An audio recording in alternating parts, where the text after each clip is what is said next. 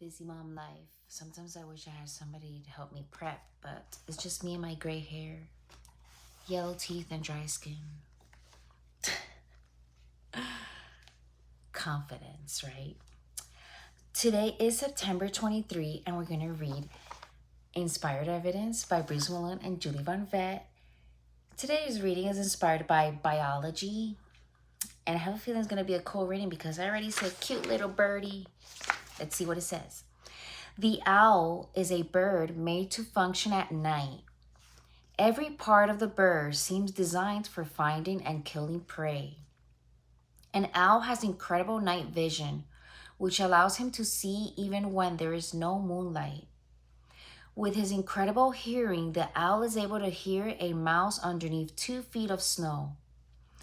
It has been said that if an owl can see you, it can hear your heart beating. During a walk in the woods, I once saw an owl watching me. It was a scary thought that this creature could hear my heart beating.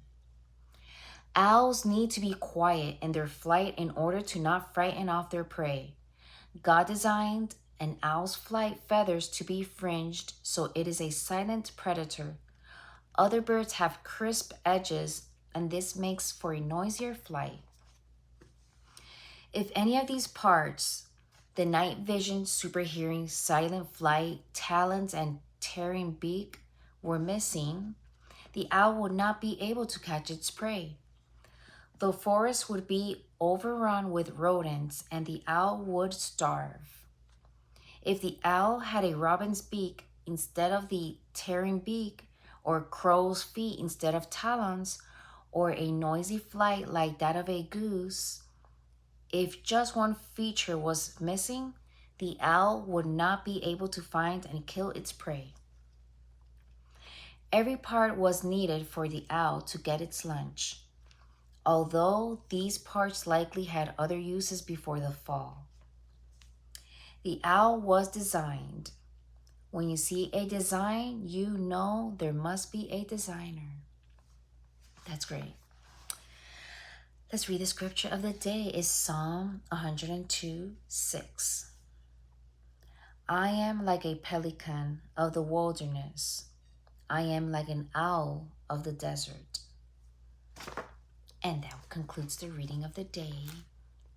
Inspired Evidence by Bruce Malone and Julie Von Vett. Great book. Totally recommend it. It's a daily devotional, a whole year's worth of reading. 1 page a day.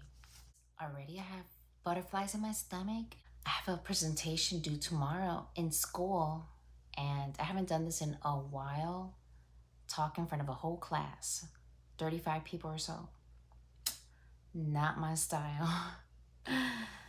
But it's a group presentation. It's a movie. Have you guys seen the movie Gran Torino? That's what we're going to talk about. So my topic is ethnocentrism. And yeah, I'm going to talk about that tomorrow. One of the parts, I'll tell you right now. If you've seen the movie, there's a part where there's a lady in a neighborhood, and she's an Asian lady, and her neighbor is a white old man. He was watching from far. Anyways, she drops her groceries by accident, and there was a group of teenagers passing by, also Asian. They did not stop to help her. Did I talk about this already? I don't know. I don't remember, but this is what I'm going to be talking about tomorrow in class.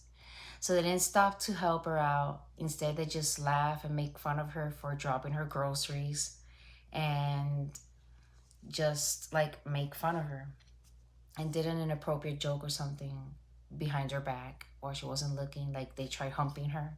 It was just insane. Anyhow, the old man saw this and he's like disgusted by the whole fact. And then out of nowhere comes the neighbor's grandson. Another isn't like an Asian, mostly Asian neighborhood.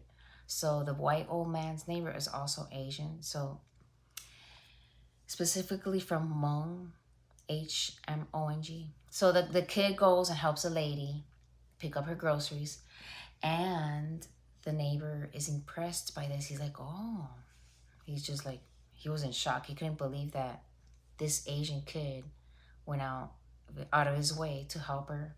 Because he knew the kid from afar, from being neighbors and whatnot. And then anyways, his grandmother was sitting in the porch also. And she's like nodding her head. Yeah, that's my grandson. That's my grandson. She's looking at the old man. Yep, that's my grandson. Like, yep. So the whole point of the presentation is to talk about prejudice and ethnocentrism and what parts of the movie have this, and give examples and this and that. And anyhow, the movie is very good. If you haven't seen it, you should watch it. I'm not going to spoil it. But that is what I'm doing tomorrow, and I'm nervous. Gotta stand in front of the class and talk. Anyhow, I have to get over, we need to get over ourselves. I have this anxiety to get rid of. Shyness, introvertness, let's get rid of it. Let's gain some confidence and get out there and do the thing. Because if we don't get out there and do the thing, we're never gonna be the thing that we want to be, which is not the thing that I am. Okay, it's all basic psychology 101. The only way you're gonna get rid of a negative thing about yourself in this example, socially being awkward or an introverted, is by exposing yourself, putting yourself in a situation where you're actually going to feel the pressure, feel the butterflies, and work on it live and in action. Not by reading a book. In a book, you can read it. It's easy for me to read. That's why I love reading so much. It's just easy. But when it's time to get out there and do the thing, get in action, I turn into a little mouse. Anyhow, that's all. God bless you. I'll be back tomorrow. Have a great day.